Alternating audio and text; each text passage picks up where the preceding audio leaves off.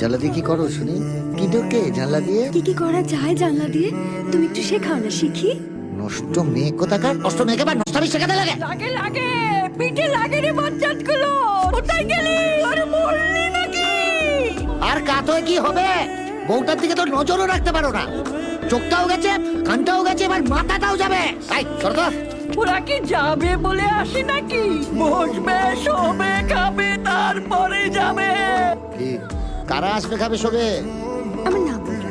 এই যে তুমি চলে যাবে, তারপর তোরা তালা ভেঙে ঢুকবে, খাবে, শোবে, তারপর আবার যাবার সময় ম্যাজিক করে তালাটা জোড়া লাগিয়ে দিয়ে যাবে। এই, একদম।